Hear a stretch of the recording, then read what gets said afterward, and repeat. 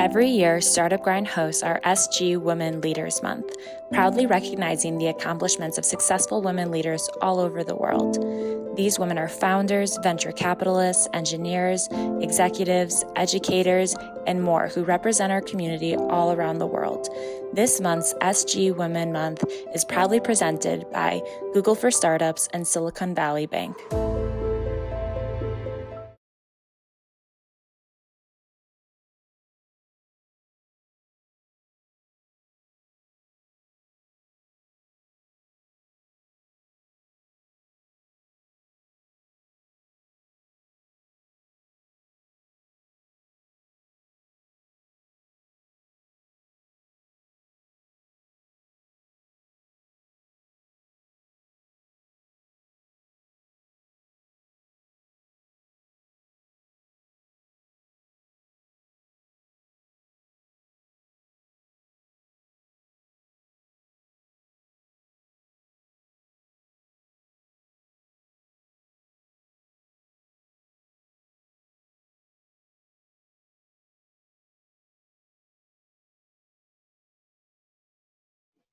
Okay, good morning, everybody.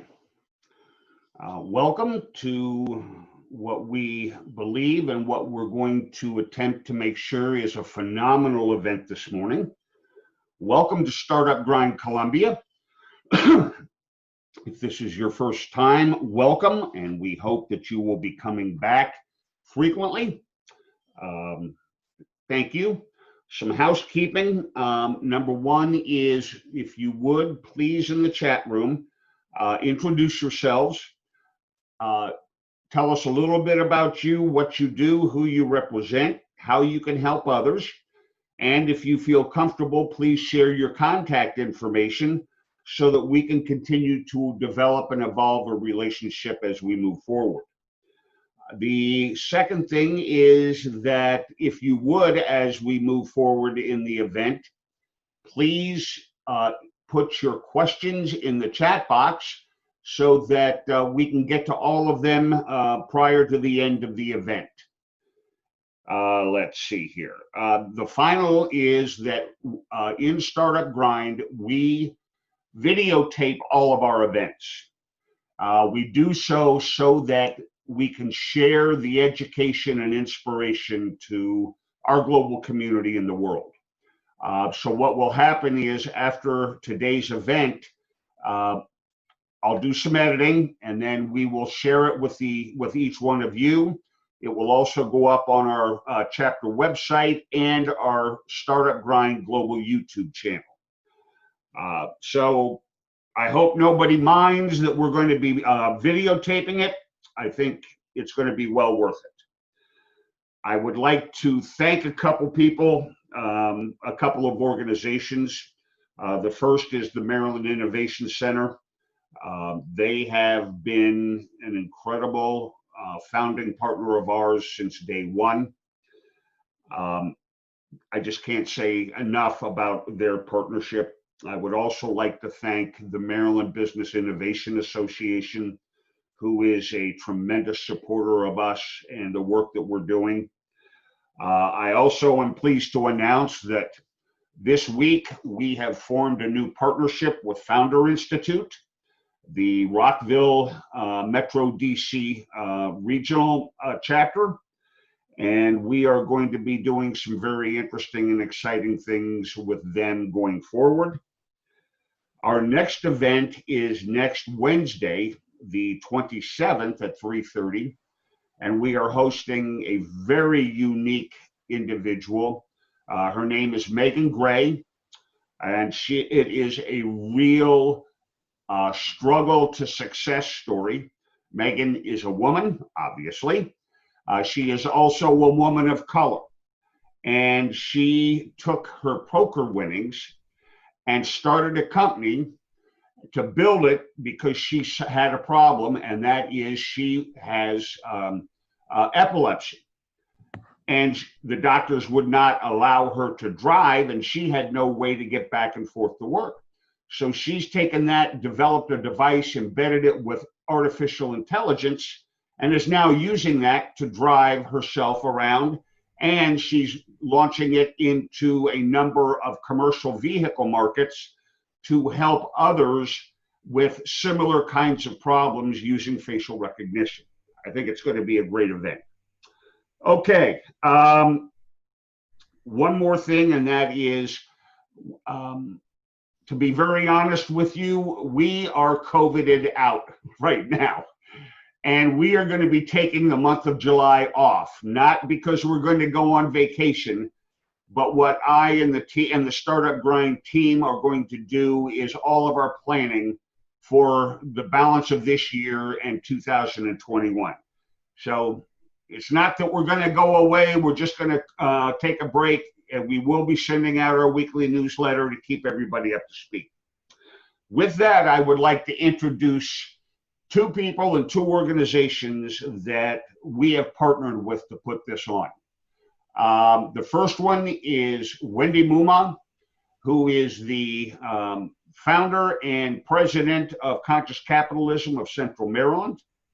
Wendee, would you tell us a little bit about you and Conscious Capitalism? Thanks a lot for having us here today, Chris. It's great to be here with everyone who can make the call. My name is Wendee Wolfson, and I am the president of Conscious Capitalism of Central Maryland, although not the founder. I just want to speak. Thanks, Chris. I appreciate it.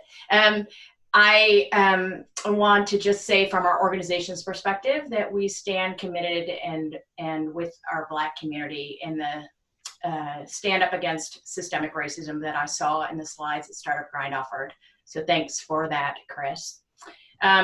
We, as an organization, are located here in Central Maryland, but we believe that borders are for taxes, not for people. So we're a purpose-driven business community, and we promote the power of capitalism to create positive change, do good, and elevate humanity. We're super excited to be in partnership with Startup Grind and 1776 in bringing this work forward.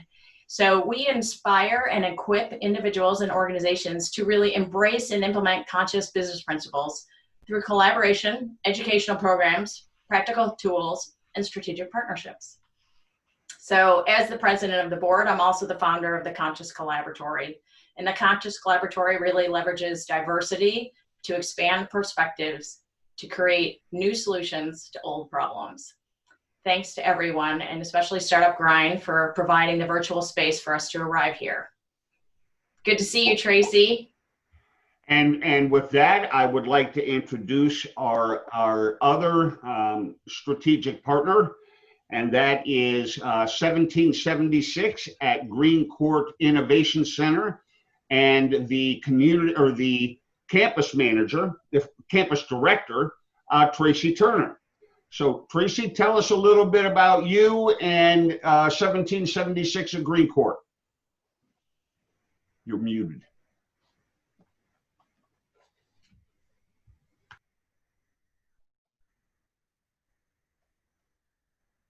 Okay, there you go. Sorry about that. Happens. I want to say good morning to everyone. It's a pleasure to see you all this morning. 1776 is very proud to be a strategic sponsor of this event. We support Startup Grind in all of our 8 different campus communities. Green Court happens to be the newest one. If you're not familiar with 1776, we help entrepreneurs and startup companies and focus on helping these high growth startup industries most challenging to drive innovation and scale, and that includes education, energy, sustainability, health, transportation, cities. We also encourage partnerships with 1776. Your corporate partnership helps you gain access to these entrepreneurs from around the world. You gain early visibility to their ideas of their future and injecting fresh energy into those businesses. So thanks again for this opportunity, Chris. I'm looking forward to the program. Thanks, Tracy. And without further ado, I would like to move into the heart of our program.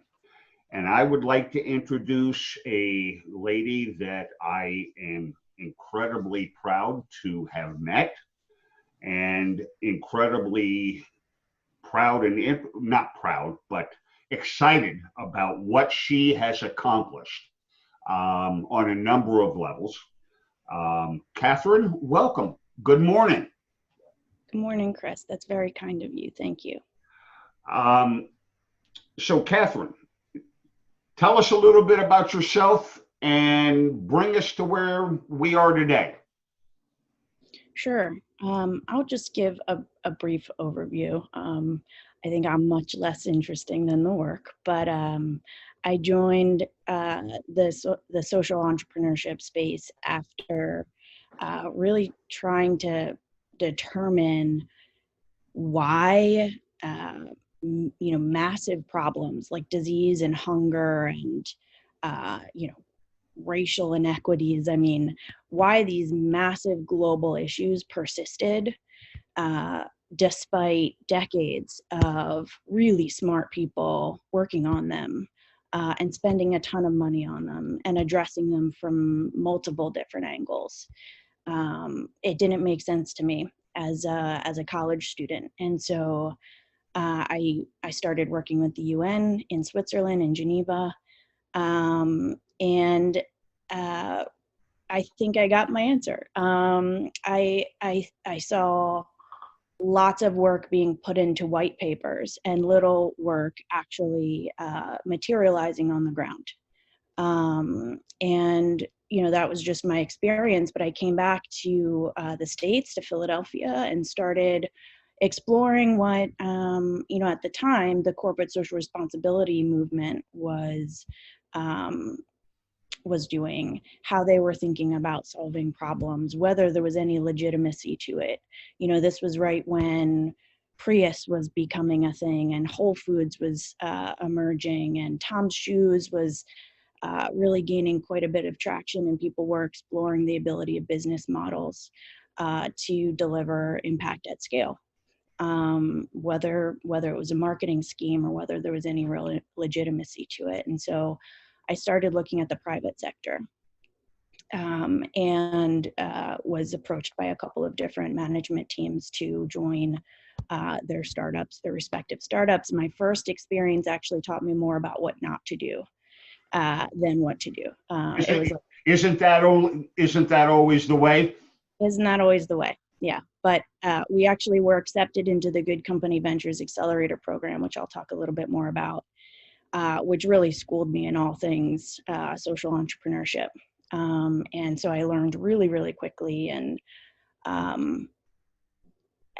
as much from watching the CEO of the company, that failed, as I did from, learning about the companies that succeeded. And so I went on to work with another company that did quite well in the ethical apparel space based in London, and finally joined GoodCompany Ventures, where I had an opportunity to work with hundreds of early stage social entrepreneurs solving all kinds of problems in all kinds of different ways with different business models.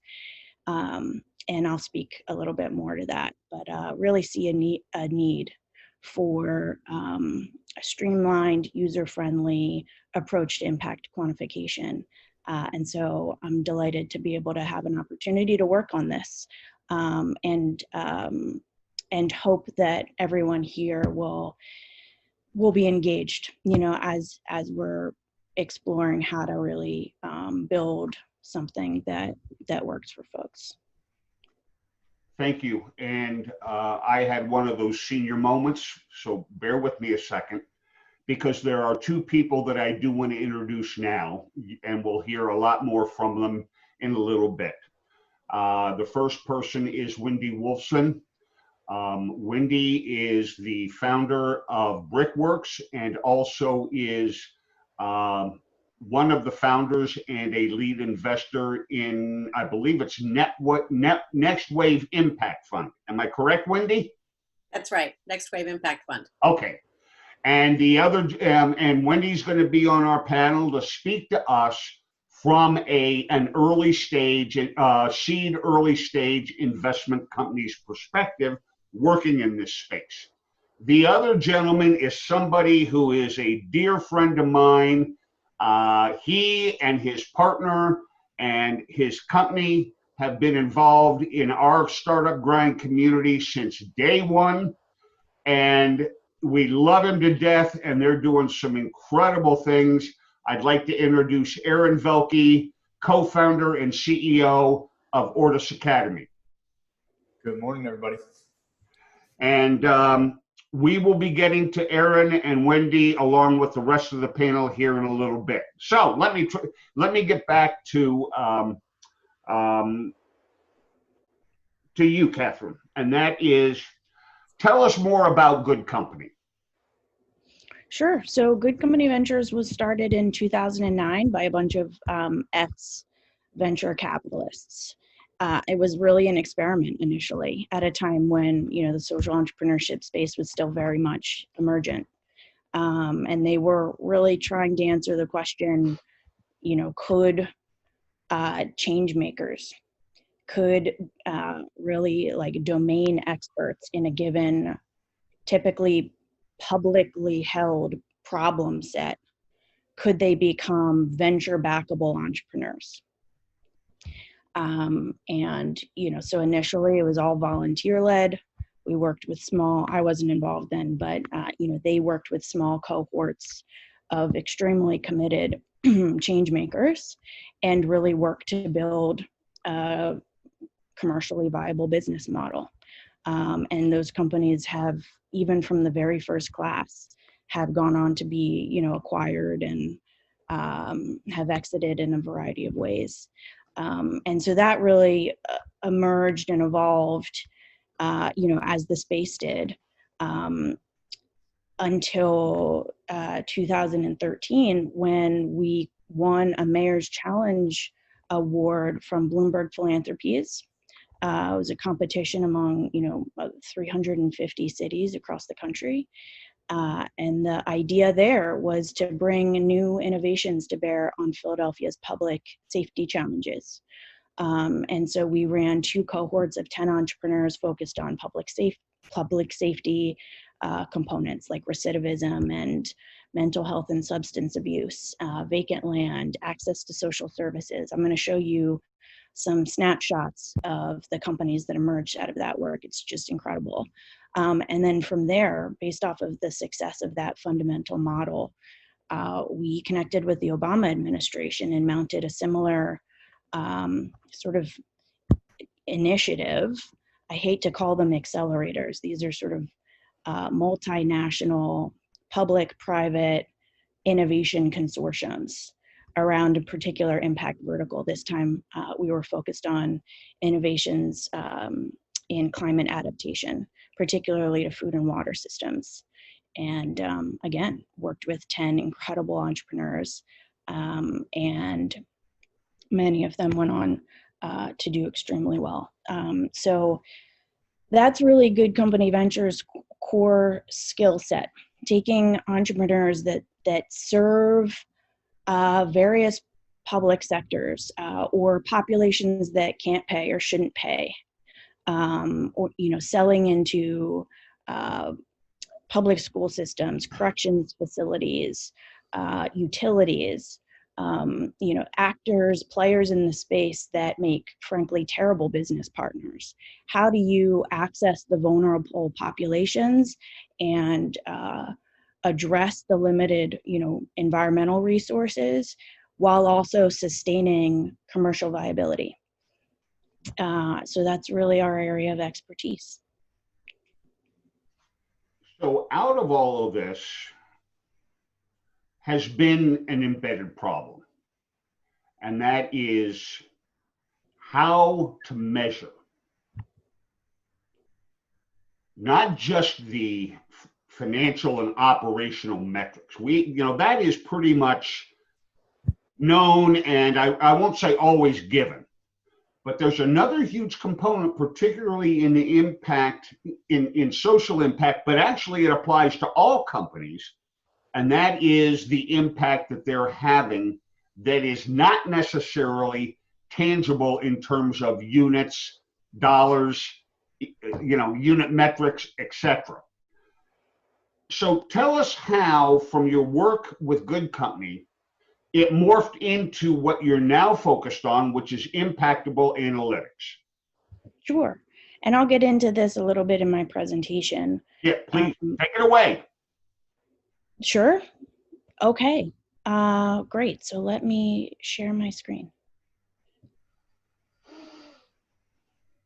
Can everyone see this? Yes. Okay, great. Okay. If I may, I'd love to say a few words first. Please. Okay. So yeah, I just wanted to take a moment to thank everyone, and thank each and every one of you all for joining. You know, this is designed to offer an introduction to Impact.able, the impact measurement and management space, and our approach, both in theory and in practice, and offer you an initial framework that you can build on as you grow. There are other approaches to impact quantification. We don't claim to be the one and only, but this approach is designed uniquely for companies at an early stage. And at the end of today, you should have an understanding of how to think about social impact modeling broadly, and a basic framework to begin building out a model of your own. I'd like to take a moment to point out what may be obvious, but I think worth saying nonetheless. You know, I think the world needs social innovation now more than ever. We're crossing paths at a unique time.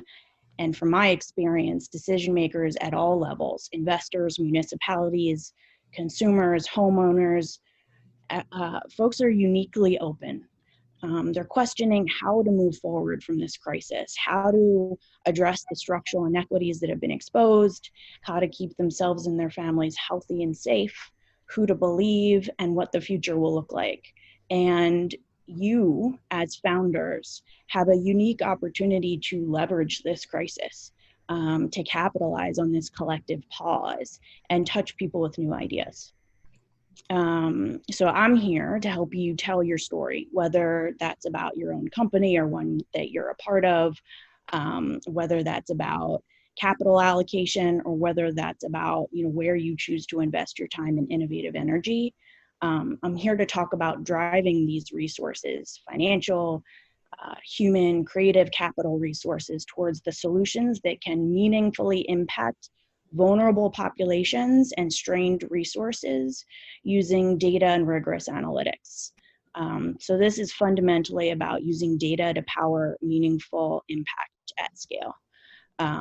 If we're going to solve these big problems, we need our most powerful technologies delivered via business models with massive potential for scale. And we need to be building and investing in solutions like these from the very beginning. Here's a brief overview of the rundown. I'm going to give you a little bit of very high level you know, overview of GoodCompany Ventures. I don't want to be redundant here. Orient you to the larger impact measurement and management space, so that you understand sort of how we relate to the other players that I'm sure you're familiar with, and do a quick introduction to our fundamental theory, share our methodology, kind of demonstrate the analytics that emerge, and show you some case studies, some snapshots of the companies we've worked with in the past and the kinds of analytics that have emerged as a result. Okay, so I mentioned this in response to some of Chris's questions, but GoodCompany Ventures has been around since 2009. We've worked with 150 graduates. We see an average of 8x appreciation within 2 to 3 years post-graduation. They've raised over 75 million in capital from leading VCs as well as leading impact funds. And the sort of innovation consortiums we've mounted have been in partnership with really incredible players who are thinking creatively about problem solving. Our most recent project was Climate Ventures 2.0, which was a project with the Obama administration. Primarily their climate data initiative, which was a broad call to action to public and private players in the absence of climate legislation. And so all of these incredible organizations were committing data and technology and expertise and capital. And so we designed a program that could focus, channel all of those resources on really high leverage startups that could multiply them with great impact. We worked with lots of partners to select the top top talent from around the globe. We got 2,500 applications from 60 countries. Again, those companies went on to do great things. Okay, and so over the course of that time, we noticed quite a bit in the space of impact quantification. There really is no question that investors and founders and thought leaders in the space agree that impact metrics are important in theory. However, in practice, there were quite a few sort of barriers to entry.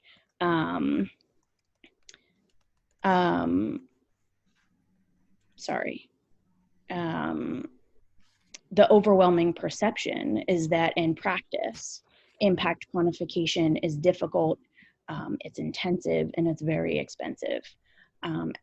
We see this really interesting dichotomy play out between the financial side and the impact side. So on the financial side, everyone sort of understands that financial projections provide, reasonable best efforts and best effort estimates and assumptions. For the investors, it sort of tests entrepreneurs' insight, diligence, and competence, and provides a basis for an evaluation of risks and comparisons. But on the impact side, founders tend to rely on their passion and their story. And in the absence of any common practice, investors fall back on their values to inform the impact side of their investing. And I'm really eager to hear Wendee's take and experience on this sort of general observation. So in the absence of any sort of common practice, we're sort of left by the storytelling capability of the founder and the curb appeal of the innovation itself. And so that looks like intentionality, sort of the degree to which players intend to create impact. We believe that impact investments need to be informed by the same kind of data and analytics that we all expect on the financial side. Okay, so here's a brief orientation to players in the space. I'm not going to go through this in detail, but I often get asked, what is the difference between your approach and the B assessment? My answer is that the B assessment evaluates the operational footprint of a company. So Patagonia is a very famous B corporation. Patagonia has, a massive supply chain. They have a massive employee base. They have a massive headquarters. It's this operational footprint that gets evaluated by the B assessment. It's also devoutly retrospective. So it's very much of an operational accounting exercise and evaluation. What we are trying to do is look at the impact created from a company's products and services, and take a very forward-looking approach. Just some other players that you may be familiar with. Y Analytics also generates really compelling impact analytics. They work with much later stage players, and again, do a sort of impact validation exercise. They look at companies that are raising hundreds of millions in capital, and therefore can support the budget required to speak to impact beneficiaries across the globe, to do the kind of life cycle assessment that's required, et cetera.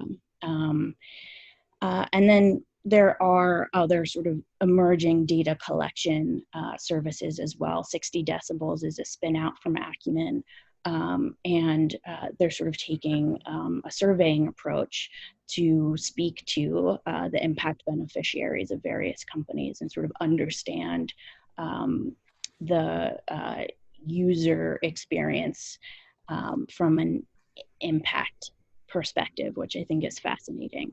Our approach is really sort of addressing the much earlier stage, which tends to be overlooked, and provide easy to use, forward looking, affordable, dynamic models. Come here. So based off of our experience, IMM at the early stage has sort of some core component needs.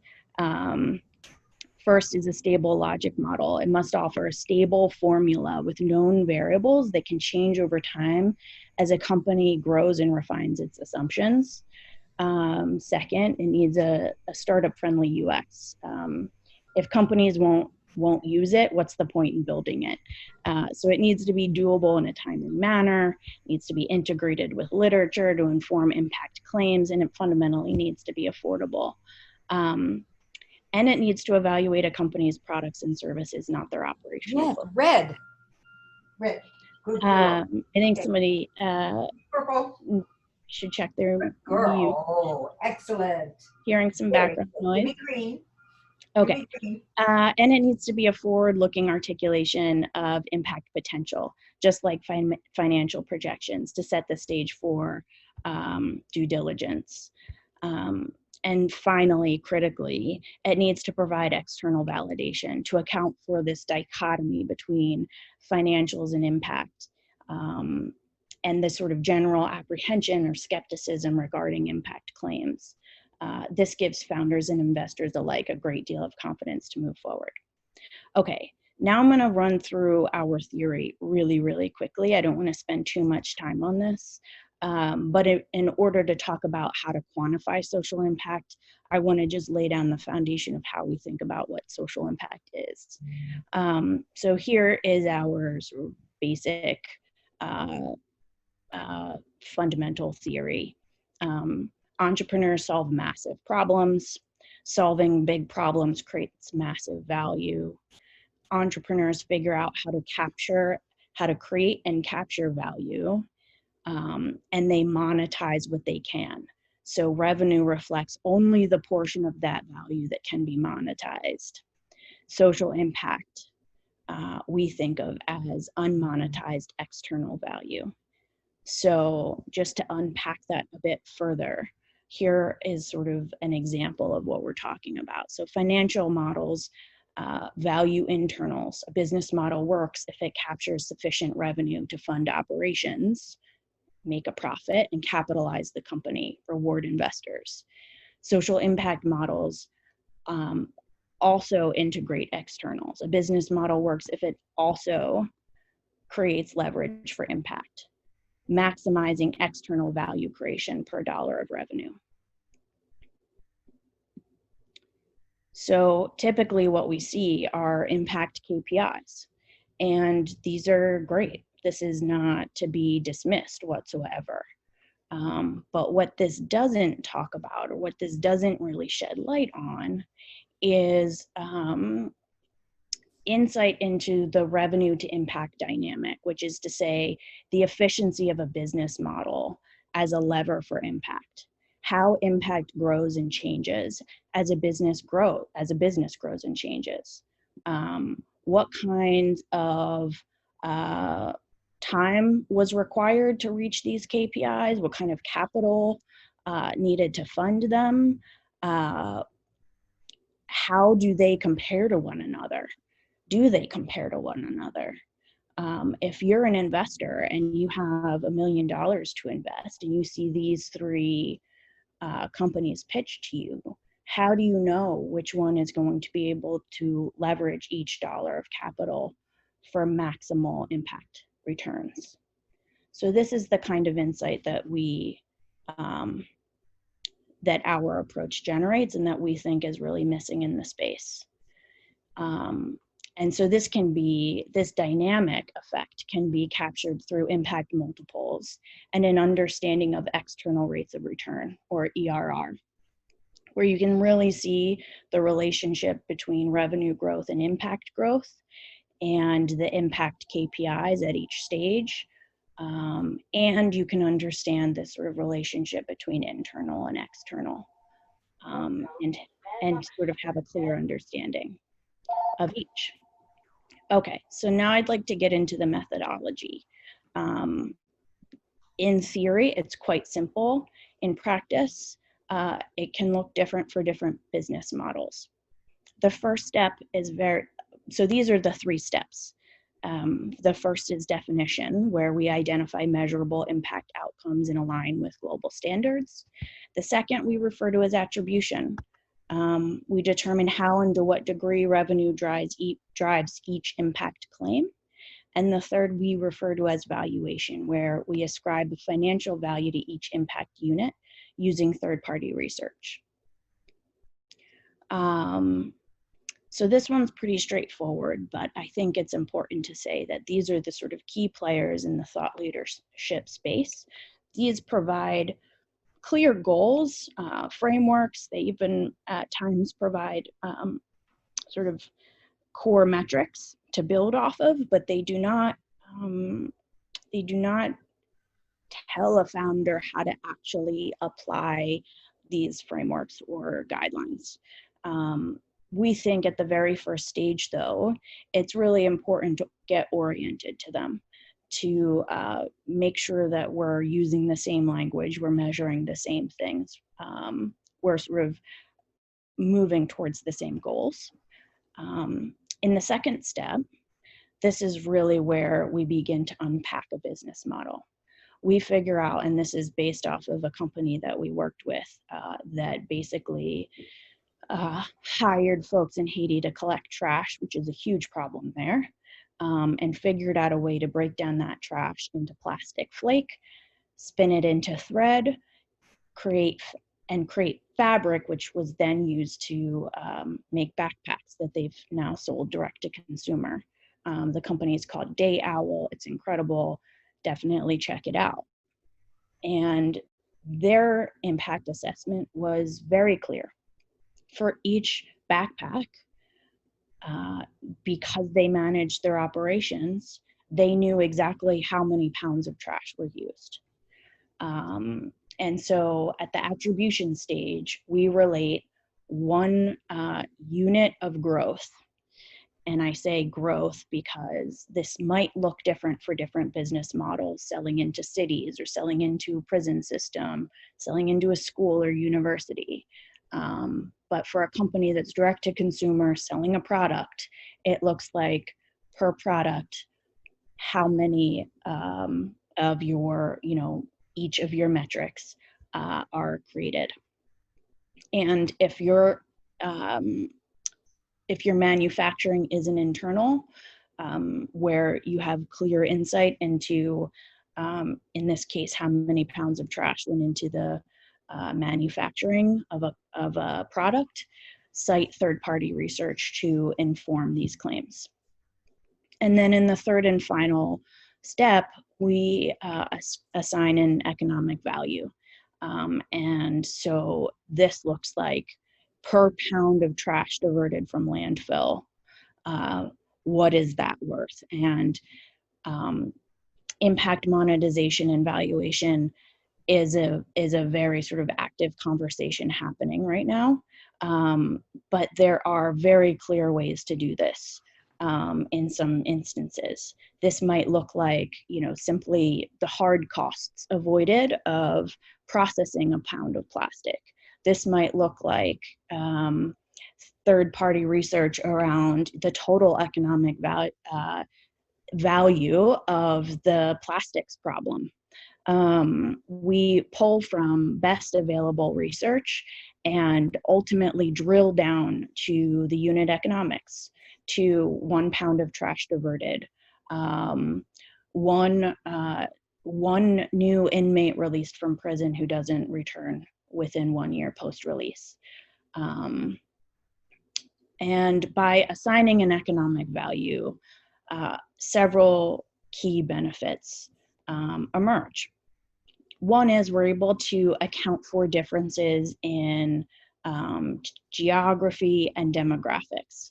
So if we're talking about trash processing in Haiti, and the trash problem in Haiti, the economic cost of that problem there might look quite different from that same problem set experienced in San Francisco or New York. If we're talking about education or health, the demographics and sort of the sort of value of various problem sets change from place to place and from demographic to demographic.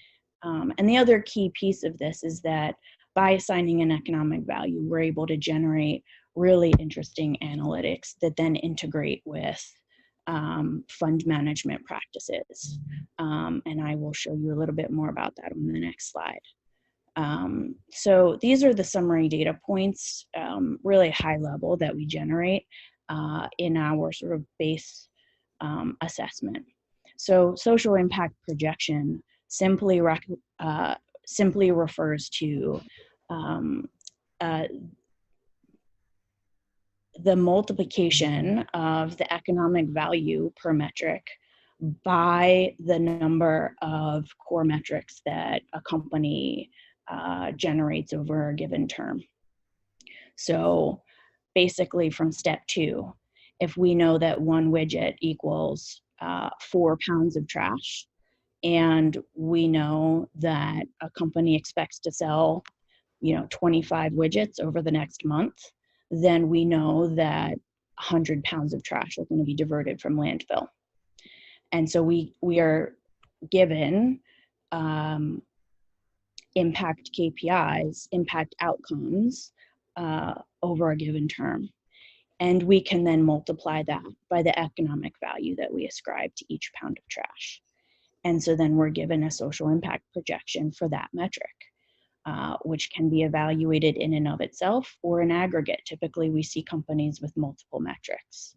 And then once we have a dollar value, we're able to divide that by a company's revenue projections over the same period and get a revenue multiple, which simply says that for every dollar of revenue, this company can multiply that by, in this case, 7.8x in impact value creation.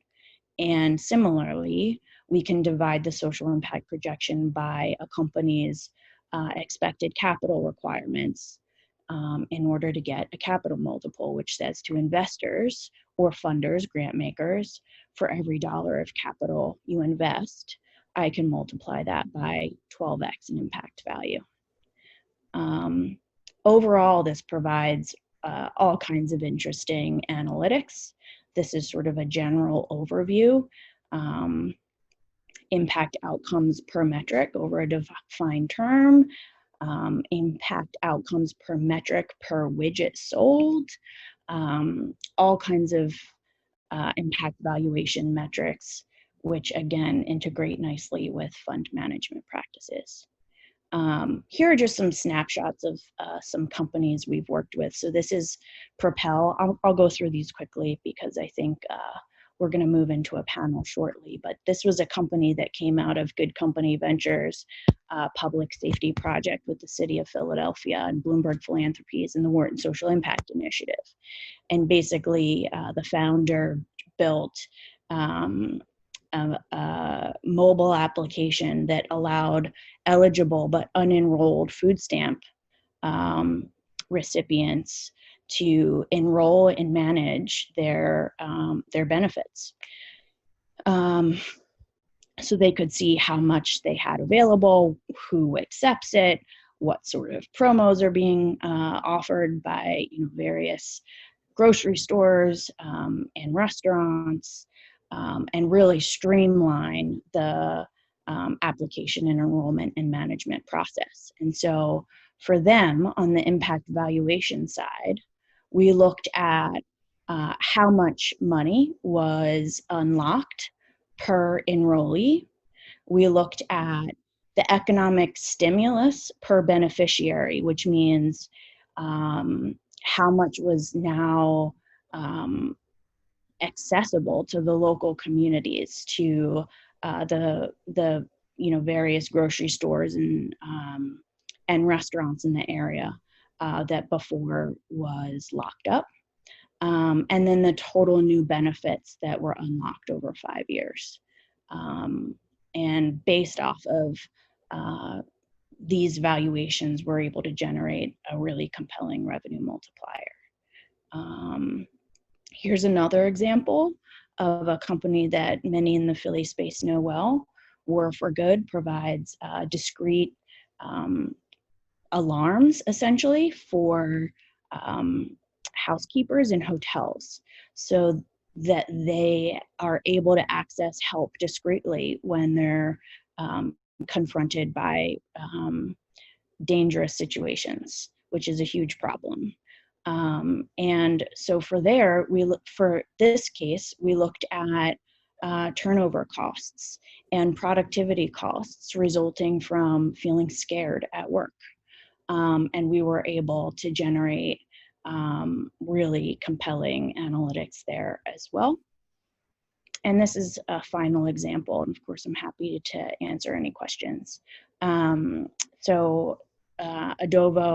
also emerged out of our public safety project with Bloomberg and the city of Philadelphia. And essentially they were providing tablet technology to prison systems that was preloaded with educational content like GED completion and vocational training, some anger management education, and their claim was around reduced recidivism. By better preparing inmates for release, we could reduce the likelihood of them returning within, it was actually a 3-year period. And so we were able to generate these kinds of KPIs. And then from an impact valuation standpoint, we looked at cost savings and savings from decreased unemployment experienced by states, and identified a $1.76 million valuation. So those are some sort of snapshots of the companies we've worked with in the past, and the kinds of analytics that we generate. I hope that provides more clarity for people who are maybe considering how to think about this or apply this to their various business models and impact. But would love to sort of turn it over to the panel and look forward to hearing what everyone else on the call has to say. Catherine, thank you so very much. When we first talked, I was very impressed with what I thought at the time was the concept. Your presentation has just taken my interest to a whole new universe. Here's one quick question, and then Wendee, I'll turn it over to you, and that is, it seems to me that while the focus right now is on social impact companies, conscious capitalism oriented companies, etc. But theoretically, this could be applied to any organization that is interested in going beyond measuring the traditional metrics and being able to create a story about how their organization is impacting the greater universe, for lack of a better term. Am I close to being correct here? Oh yeah, no, absolutely, Chris. And in fact, what I'm seeing happen is, more and more companies don't think of themselves as social impact companies necessarily in the strict sense. They're not necessarily, building companies in order to save the world. They see a unique problem experienced by a city or in transportation or in a certain sort of market sector, and they're trying to solve that problem. And they don't think about it as, I'm going to try to make some money, but really I'm all about, saving the world in some sense of the term. And so, you know, we think that this applies to more and more companies, you know, as we go. So, yeah. Okay, thank you. Wendee, I'd like to turn it over to you and for everybody that's on the panel or on the event. We're now going to get into a panel discussion of taking what Catherine has just put forth and beginning to discuss you know, different perspectives on how this may be used in the real world. And with that, I'd like to turn everything over to Wendee Muma, who is going to facilitate and moderate the panel. Thanks, Chris. I really appreciate that. And thanks, Catherine, for sharing so much. Before we get started on the panel piece, I just wanted to make sure we didn't have any technical questions from the audience about, specifically about your product. And so I'm going to read off a question from Tariq. Is the capital multiplier similar to the SROI? Is using the capital multiplier better than SROI when pitching to investors? I'm not going to say, first of all, thank you for the question, Tariq. So I'm not going to say that one is better than another. My understanding of SROI is that it's a highly sort of academic exercise and hasn't been widely deployed. I'm seeing the capital multiplier, also referred to as IMM, so impact multiple of money, becoming much more practically accessible and often used by both impact funds and social entrepreneurs. Social return on investment, I think, has definitely informed the emergence of the impact multiple of money and the capital multiplier, but I'm really not seeing it used in the space whatsoever. So from that standpoint, I think there may be an advantage to using these newer approaches. Great, thank you for that. As the president of Conscious Capitalism at Central Maryland, one of the things that we notice with conscious businesses is that they're always trying to hold a healthy tension between profits and a higher purpose.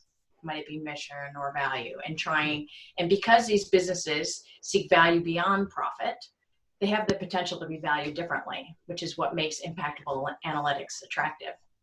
And I'm also noticing that startups may have challenges with this as they're trying to attract investors. So I really want to thank Wendee, Aaron, and Catherine for joining us today in a panel-like conversation.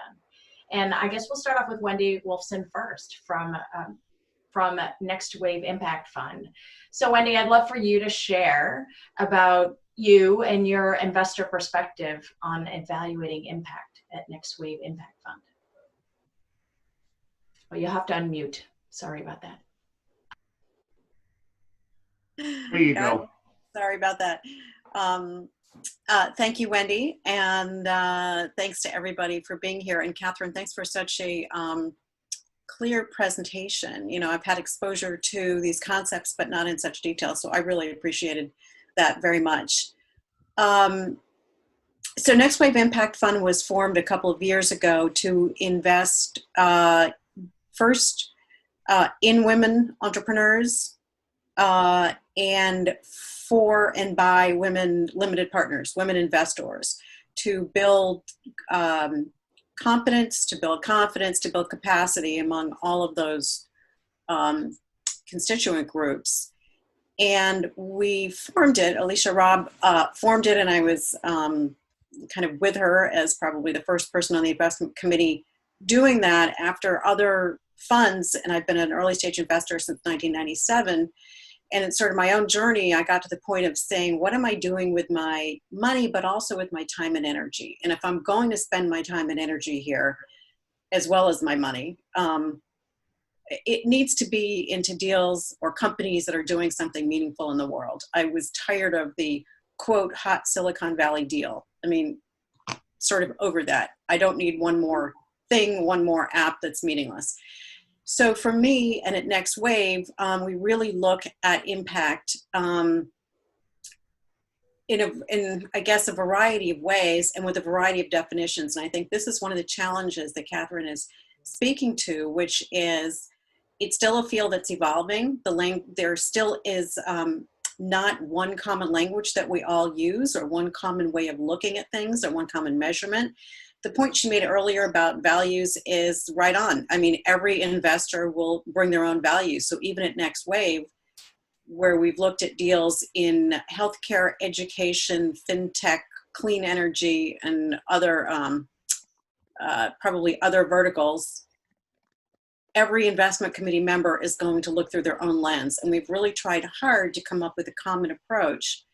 And one of the things that is, I think, become one of our fundamentals is who's the demographic that this project is helping.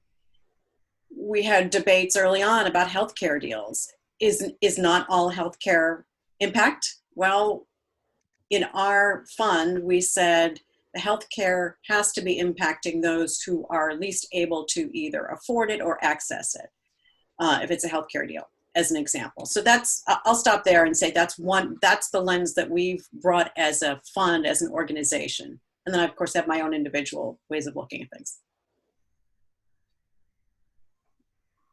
Great, thanks for sharing about that. At this point, I'm going to invite Erin's voice into the room to share a little bit more about Ortis Academy and really think about what are the opportunities and challenges for Ortis Academy and trying to measure or speak to, in a story format, impact. Appreciate that, Wendee and Catherine. Hello.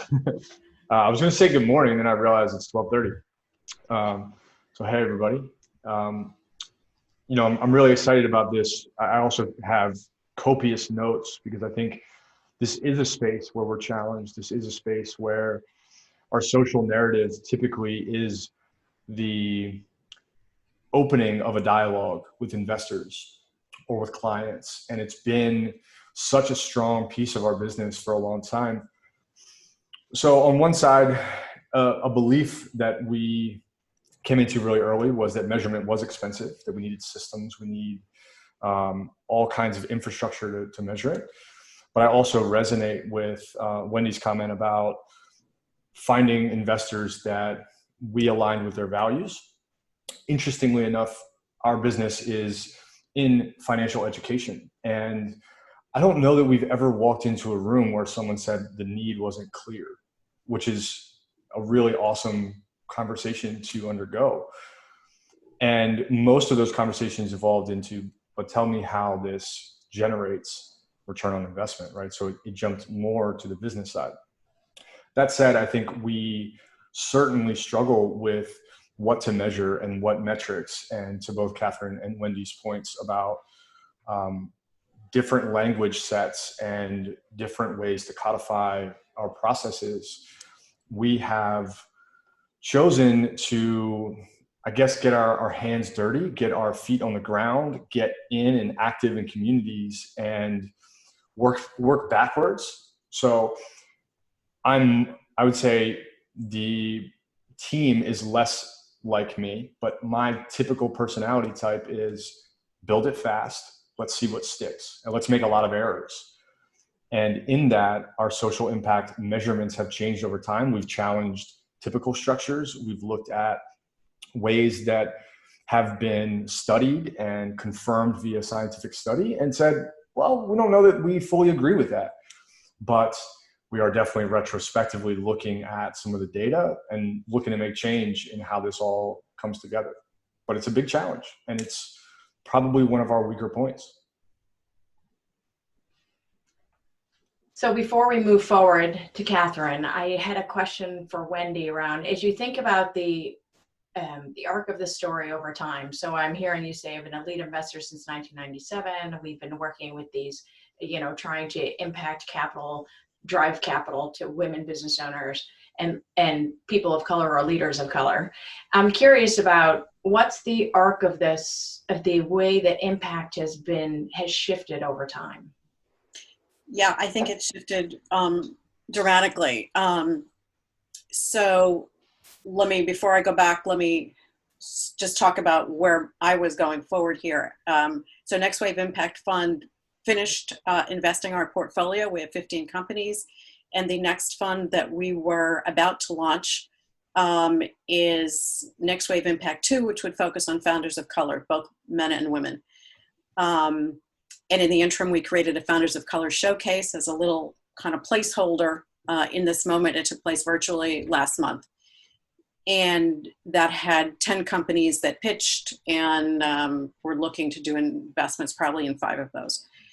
So I think the arc of impact, what for me is fascinating, what I've seen change over time is back in 1997, quote, impact deals. We didn't call them that then. I have to even go back and think about what we called them then. They were like, how do I say this? Like women investors and women entrepreneurs then, there weren't that many. There are far more now, even though people will still say that they don't get funding like white male investors and that the percentages may be the same. I can tell you that one thing that has changed about both impact and women investors is the sophistication with which they approach entrepreneurship. So companies in the impact space are far more sophisticated, doing far more diverse kinds of things in far more verticals than I saw them in the late 90s. I wasn't looking for those companies, but they often came to us because we were a fund focused on what then was impact to many people, which was focused on women entrepreneurs. So back in the late 90s, you would see a lot of early companies in organics or in, sort of spiritual, enhancing, enlightening products. But you didn't really see the education space develop the way it is. You didn't see things within the healthcare space that were certainly healthcare, but the nuances and the sophistication with which people are approaching entrepreneurship and know what it means to struggle and do a startup and get through a growth phase is far, far different than it was. And so for me, back in the 90s, I was looking for women-owned businesses that were doing things that were hard and in the space traditionally taken by men. I wasn't looking for women doing impact organic foods. I did some, but it wasn't what my goal was. Now, because women have penetrated so many spaces and because impact is so much more sophisticated, my own journey has said, now that's where I want to be. Thank you.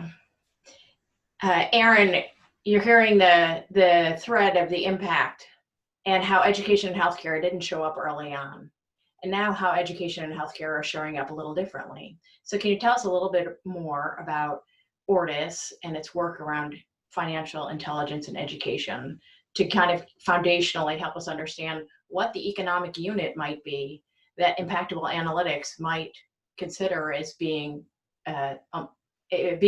playing a part in the multiplier equation? Well, if we can discover that, it's going to be a great day for us. Our objective has been to challenge the general conversation around money and loop it more towards social, emotional, behavioral conversations. So when you think about what people are learning about money, if they are at all, it's most often mechanical. This is how interest works. This is how compound interest works. This is how credit works. But we know through many, many studies over many years that knowledge of money doesn't necessarily change behavior, especially if habits are deeply ingrained. So let's say that I go apply for a loan and I only need $2,000. If I'm offered 15, but I haven't been educated, I may take 15 and squander the opportunity to take the $2,000 and make a better opportunity for myself. And there's some really interesting studies that I've been reading up on lately about how the advent of fintech and these tools combined with illiteracy is actually worse than just being illiterate, right? Because now we have tools that can create different opportunities for decision making or in many ways embed different habits.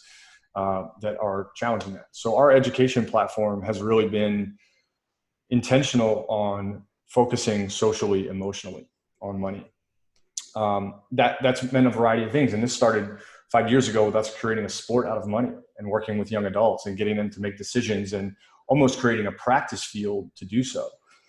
And through that, we've had to come up with, okay, what do we measure here? How do we look at a young adult and say, well, you're better off now, because we can't necessarily check a credit score. And in some cases, in some of the locations that we've worked, even here in Baltimore, someone might not have a laptop to do electronic follow-up, or we might have a hard time getting in touch with executive directors to do paper follow-up, and a variety of different instances like that. So we've had to look at what can we quantify in a game-like experience that is all about decision-making, and use that to create comparative data. But I think as we've migrated into deeper concepts, even adult concepts, it still becomes challenging because much of that is at the whim of someone else to provide us. So we're still sifting through these elements. And I was sitting here listening to Catherine's presentation and just kind of jotting down notes and looking at, what have we learned about money through studies? And then what have we thought about just for ourselves about what we could measure? And some of those things come up with, churn and retention in an online education platform. So we can quantify those. Can we do follow-up assessments? Can we do some self-identification? A lot of our work is on like knowing your own values and knowing your own personality type. That's a really, really big, strong piece of what we do. Can we look at things like credit, savings, and other money metrics that might be very simple to identify? Because if we go too far down the complicated route, it becomes hard to get those data points from other individuals. And then can we look at maybe someone moving through levels of content? We break down education rather by age. We use stage. So can they migrate from one stage to the next? And we use that as a quantifier.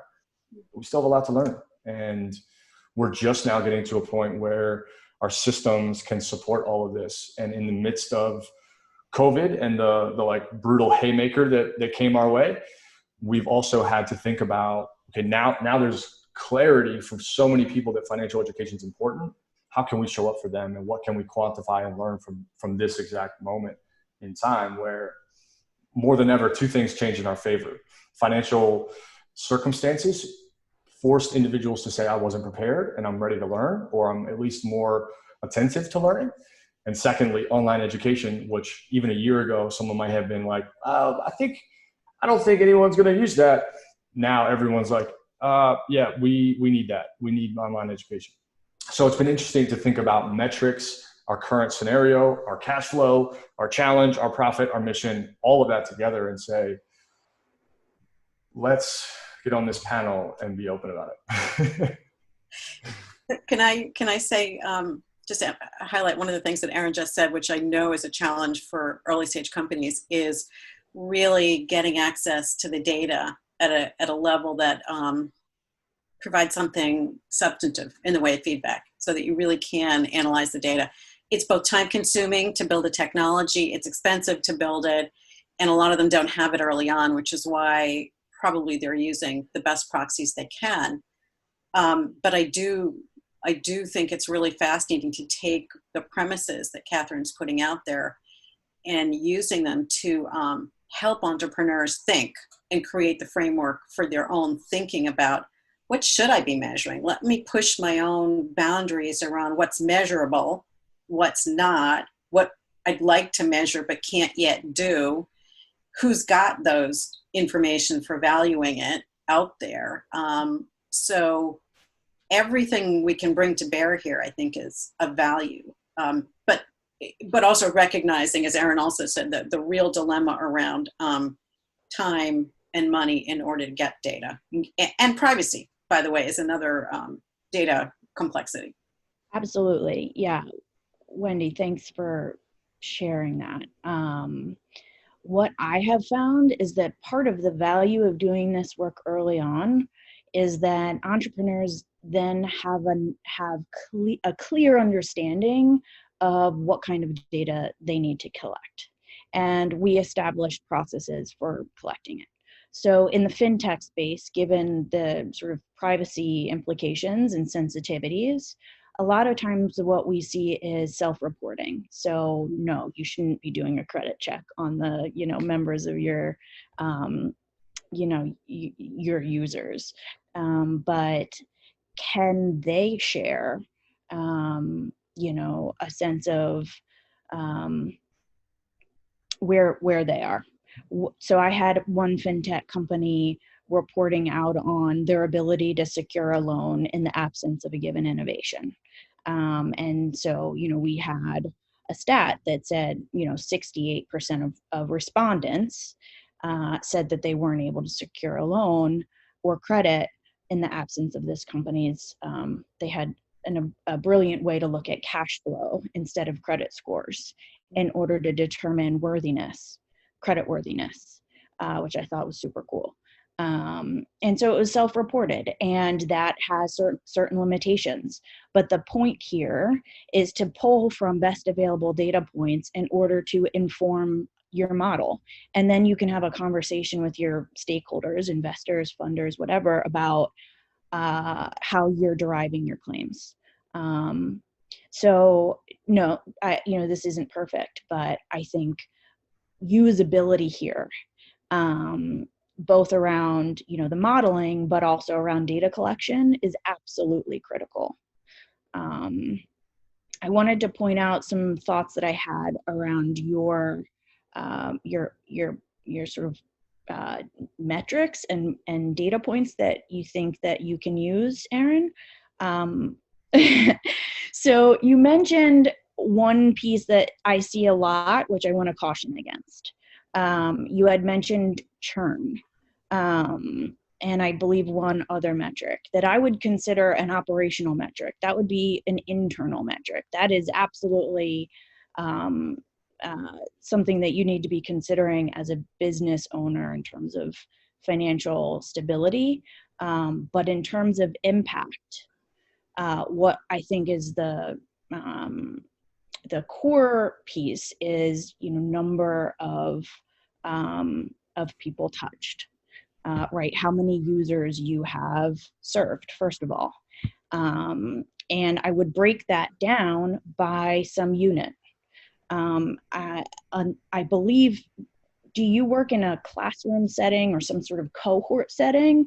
Is there some grouping that you do, or is it sort of one-on-one, individual education?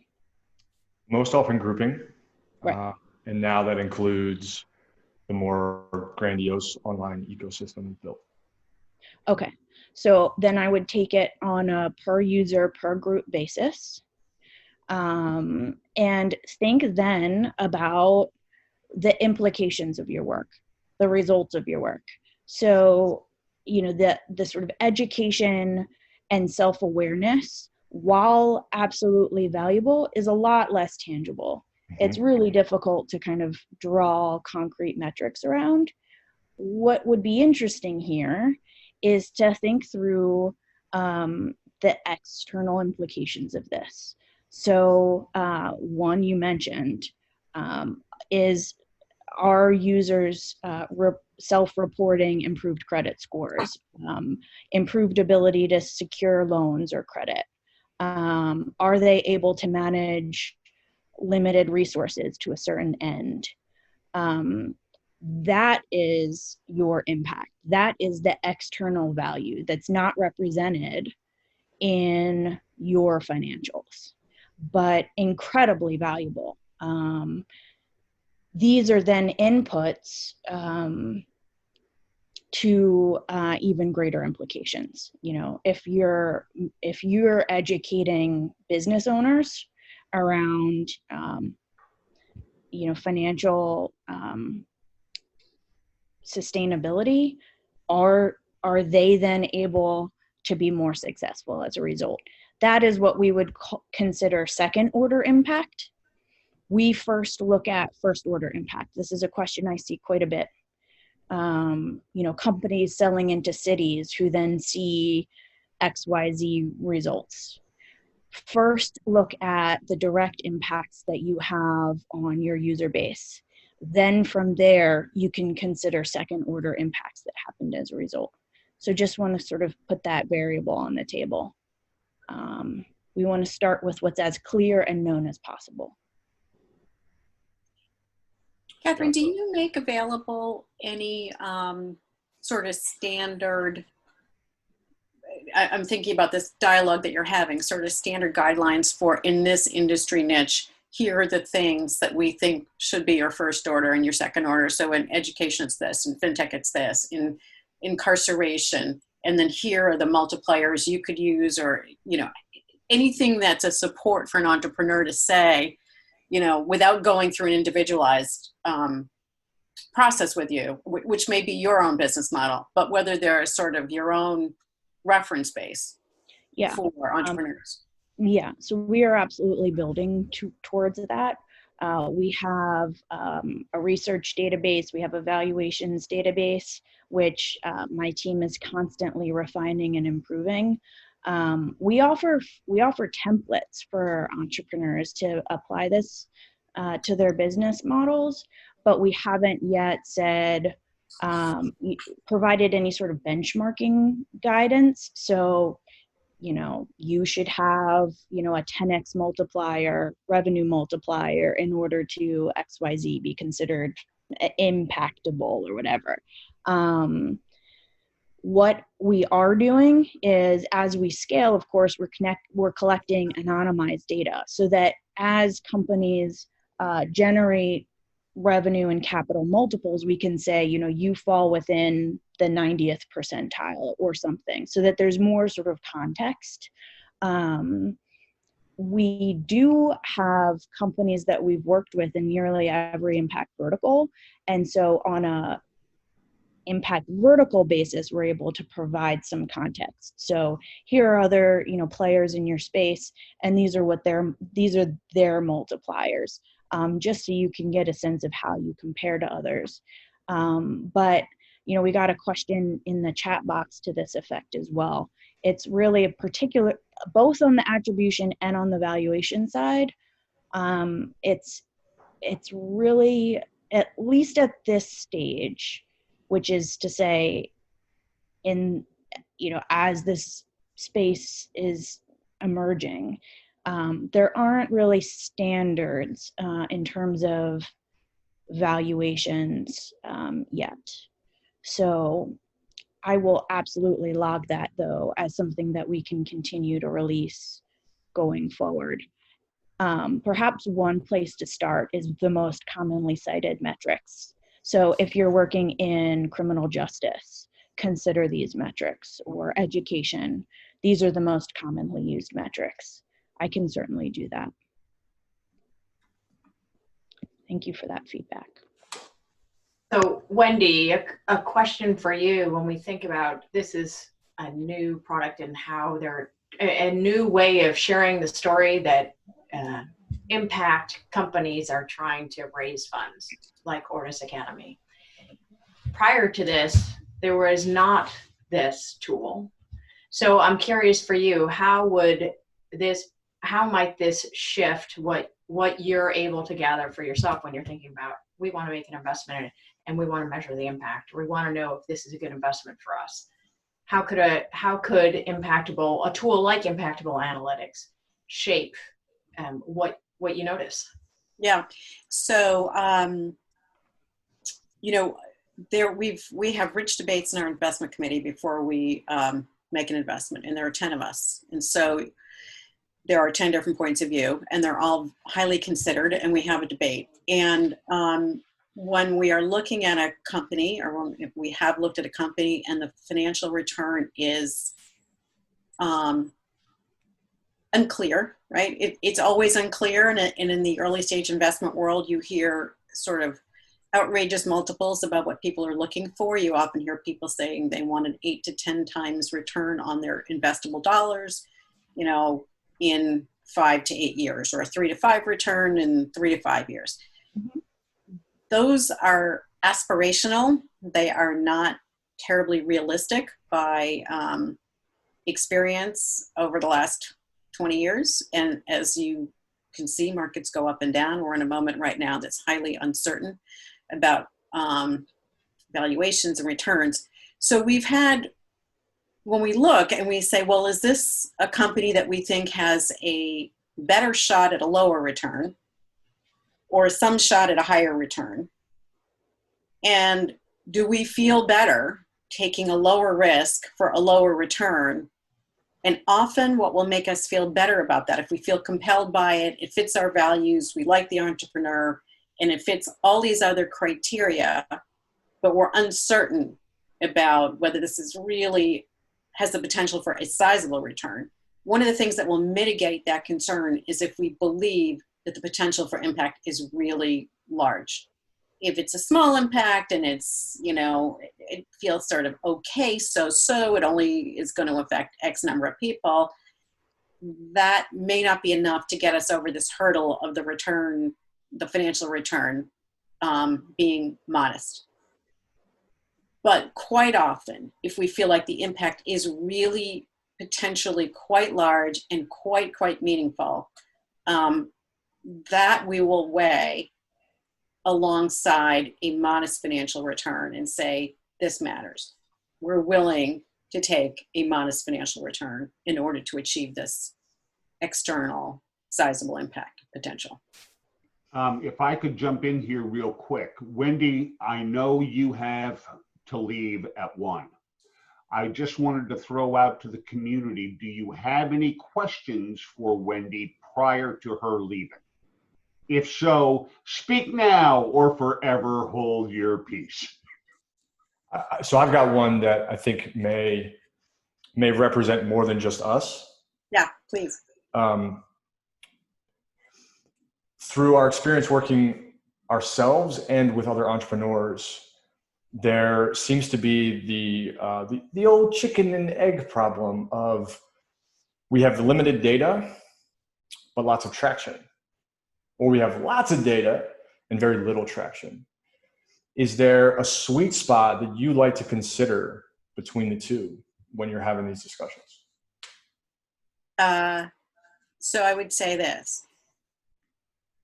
If you have lots of traction, you may not have lots of data, but the data is somewhere in there, probably, to be found. So I personally would opt for the traction. I like to see some proof of concept that someone out there in the market wants what you have. And there's no better way to show that than through the traction. It's great to have people tell you they're going to buy your product. They're going to sign up for your service. They will be, you know, eternal customers, and this is what they'll pay. But until they do it, I'm not going to believe it. We all have the best of intentions, and you see this in surveys all the time about how we're all going to, you know, recycle more, eat better, be more fit, etc. Until it happens, you know, it's hard for me to believe as an investor. And it's not that I'm going to doubt your intention. Catherine put it so well when she said, you know, investors fall back on their values, and they are listening to the storytelling capacity of founders and the curb appeal of their innovations. And I thought they captured it, because I'm as subject to that as anybody. If you're a founder with a compelling story and you can tell it well, I'm really going to pay attention. And if I love what you're doing, I'm really going to pay attention.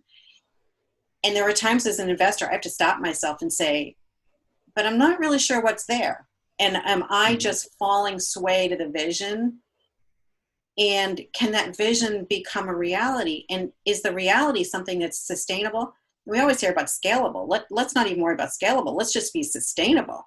And as a nonprofit, you know, exactly right. These are the same things we should be applying to nonprofits to figure out if they're sustainable. Because if they can't persuade their donors and their grantors of these same things by using these metrics, then they can't sustain their grant base. So I would say traction for me, I don't want to say it trumps everything.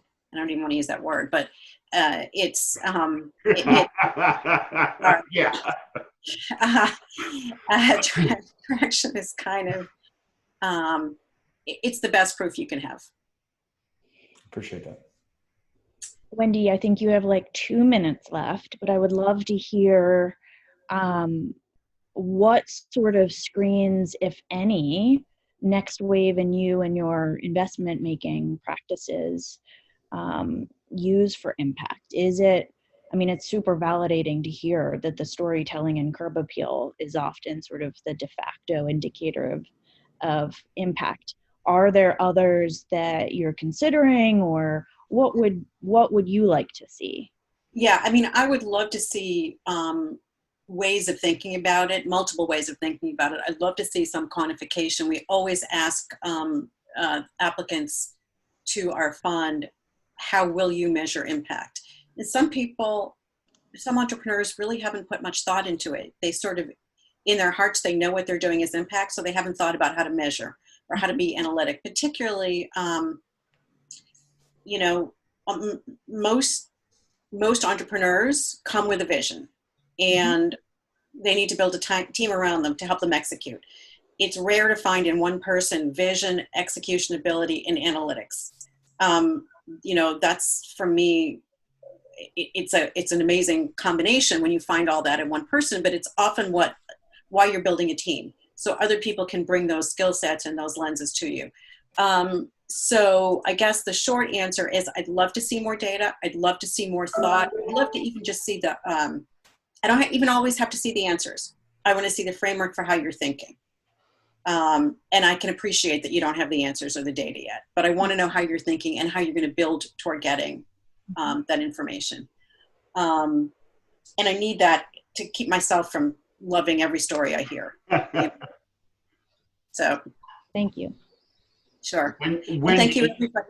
Wendee, thank you so much for being part of our event today. Your presence and your insights have been absolutely invaluable, and I hope that you'll have an interest in coming back and sharing more.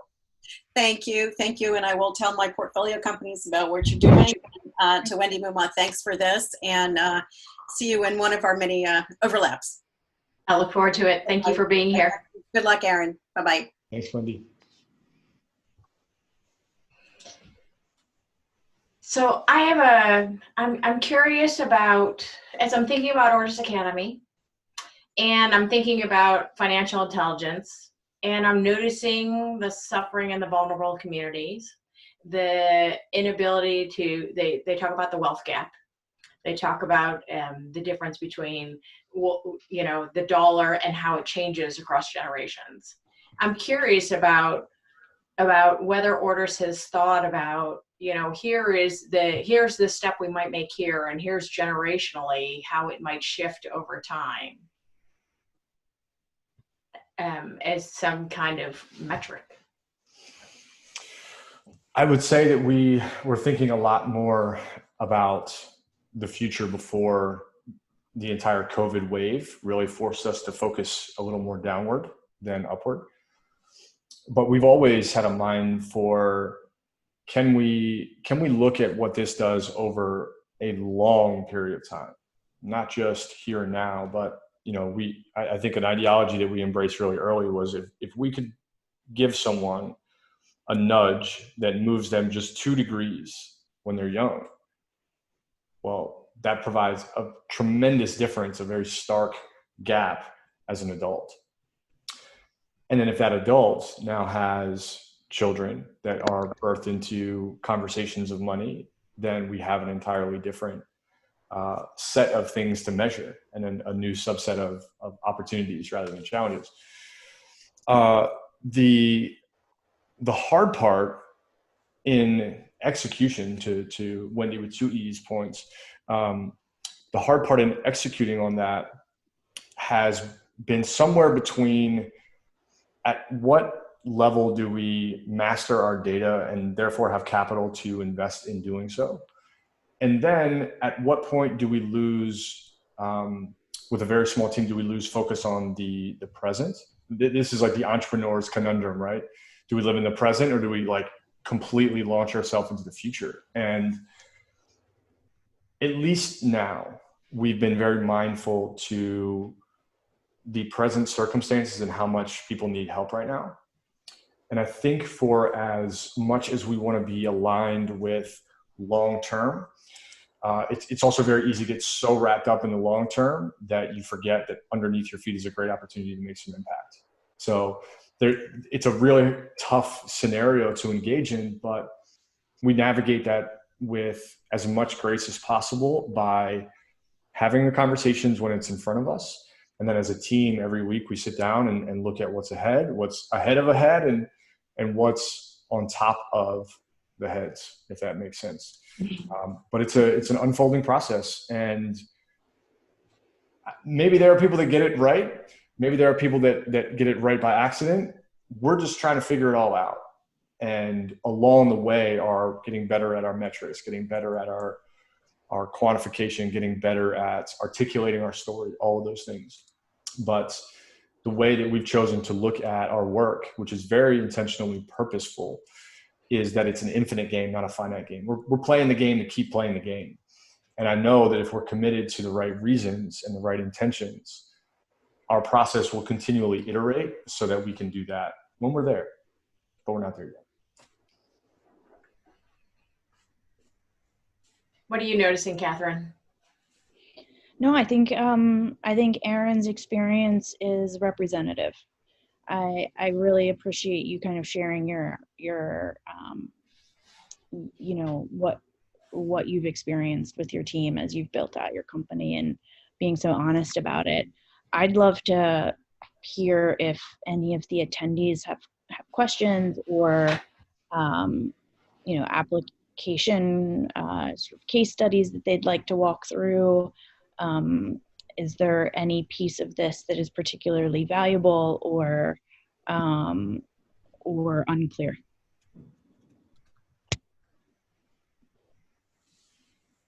Great, and we're actually in a place where we have, if people would like to have a question, they're welcome to unmute themselves to ask it.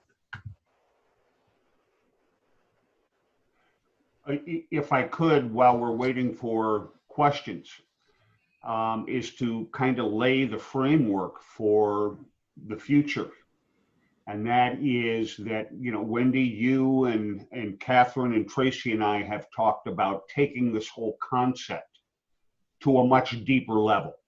Mm-hmm. And one of the things that we will be doing in June is beginning to plan and get a plan in place that will allow us collectively to bring what conscious capitalism and what, you know, Catherine is doing in terms of a workshop, in terms of a seminar, etc. So we're going to be working over the next month or so to bring this down to where Catherine and Wendee and Tracy will help facilitate a more detailed, nitty-gritty, in the weeds kind of an approach to this for anybody who might be interested. We'll keep you posted.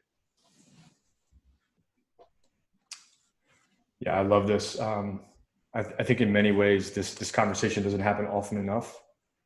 And not that it has to have this, you know, mammoth epiphany where we change our entire business model in favor of data, but you know, to Catherine's point, this is small representations of work and its reflections. And this is also strange timing. Like I've been having a lot of internal dialogue because I talk to myself a lot about, you know, how measurement and metrics are a big part of our next stage, which is, you know, taking what we built and scale is a word that I think is often misrepresented in our space, but just growing, right? Even if that's by 50%, 25%, just expanding. And this is also a very interesting time to talk about metrics in what will inevitably be a much more sparse landscape for investing, because companies have been rattled. True entrepreneurship kind of shines in these areas, but there's certainly going to be pauses in deployment of capital. And if there are aggressive moves in capital, I would imagine that they are going to be much more particular about measuring and finding the details in between the lines. And interestingly, we're experiencing an ascent of unemployment and a market raise, which I don't fully understand. Mhm. But I think investors are naturally going to look at all these different bins and say, look, we've got to read much deeper into this with our due diligence than we ever have before. Well, if I could, I'd like to kind of summarize and bring our event to a conclusion. First and foremost, I want to thank Catherine, Aaron, Wendee, I will thank separately. I'd like to thank Wendee Muma, and I'd like to thank Tracy Turner and 1776 for an incredible event. In my humble opinion, probably one of the best that we've had in a long time. So thank you to each of you. But there are certain things that really have stuck out for me. Number one is we're in a world of upheaval right now. However you choose to define that. But it within, and I love the saying, and that is within, never let a great crisis go to waste. Because embedded in every crisis are the seeds of some unbelievable and almost unlimited opportunities and possibilities. And I believe that there is a movement that is causing the greater business world to take a step back and say, wait a minute, maybe what we've been doing, even though it may have been profitable, is not having the impact that we really want. And so I'm seeing a shift in that kind of thing. I'm hoping that we'll see a shift, Aaron, to your point about playing the infinite game, that people will begin to get out of this incessant addiction to quarterly earnings and focus on long-term sustainable value. And the final thing I want to mention is that each one of us, in my humble opinion, is like a brick in a wall of a foundation. That each one of us can individually play a part in that. But what we're doing is we're building a foundation that allows others to come in and build on top of what we do, that just keeps increasing the strength of the foundation.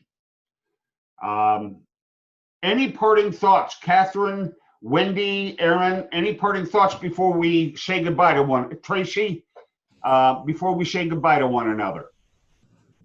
I just want to thank Catherine and Wendee and Tracy for making this happen. I've learned a lot. I really appreciate that. And that's very selfish. Thank you. But I appreciate the opportunity to share, and hopefully everybody listening got a lot out of all of this. But I certainly did. This is the third time I've heard Catherine speak, and I always learn something. Incredibly interested in what you're doing, and thank you for collating, kind of what we feel in our hearts to how we act as a business or a company. So thank you for that. Wow. Thank you so much, Tracy. And Wendee and Chris and Aaron, thank you so much for your time, and to everybody who took the time to listen in and ask questions. This has been just a wonderful opportunity, and I think an important conversation to be having right now. So thank you all. Okay, ladies and gentlemen, if there are no other questions, thank you so much for attending. We hope that you're leaving more educated, inspired, and connected than when you arrived. And we hope that you have received some incredible value. And with that, I wish you all a good afternoon and a good rest of the week. And that, as we say in Hollywood, it's a wrap. Thanks, everybody. Bye, everyone. Thank you, everyone. Thanks, Chris. Thank you so much.